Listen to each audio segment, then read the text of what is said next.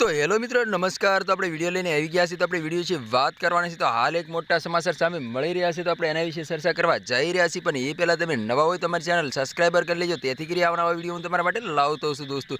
તો દોસ્તો તમને ખબર હતી કે 2 મહિનાથી ગણેશ ગોંડલ જેલમાં છે દોસ્તો। ત્યારે હાલ એમ કહેવાય છે કે અત્યારે મોટા સમાચાર સામે મળી રહ્યા છે કે જામીન ઉપર ગણેશ ગોંડલ જેલની બહાર આવી રહ્યા છે દોસ્તો। તો દોસ્તો એક સભા ગોઠવવામાં આવી હતી। એક ભાઈનો સોશિયલ મીડિયા પર ખૂબ જ વિડીયો વાયરલ થઈ રહ્યો છે। એમાં એવું બતાવવામાં આવી રહ્યું છે કે ગણેશ ગોંડલ જામીન ઉપર બહાર આવી રહ્યા છે દોસ્તો।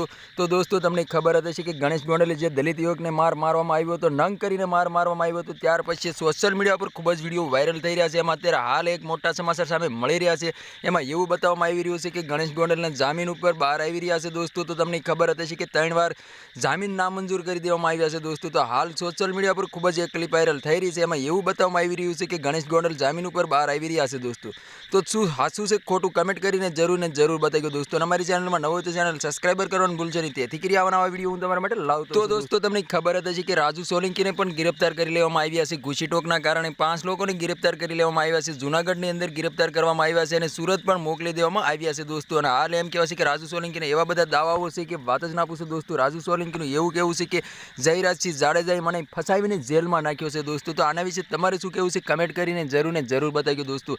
અને અમારી ચેનલમાં નવો હોય તો ચેનલ સબસ્ક્રાઈબર કરવાનું ભૂલશો નહીં, તેથી કરી આવવાના વિડીયો હું તમારા માટે લાવતો છું દોસ્તો। તો આ તો આજનો વિડીયો ગેમ લાઈક શેર જરૂર કરી। ફરી વાર બીજા વિડીયો મળીએ, તબ તક के लिए जय हिंद जय भारत। મળીએ એકવાર બીજા વિડીયોમાં, તબ તક के लिए बाय बाय।